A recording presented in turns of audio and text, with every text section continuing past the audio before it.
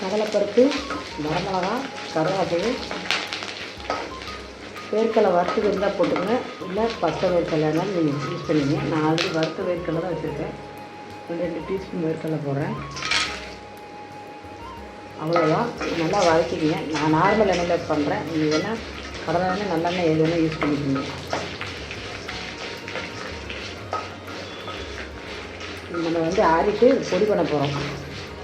கத்திரிக்காய்க்கு அதை யூஸ் பண்ண போகிறோம். கத்திரிக்காய் நீளமாக கட் பண்ணி வச்சுருக்கேன். அது போகிற மாதிரி உங்களுக்கு காட்டுறேன்.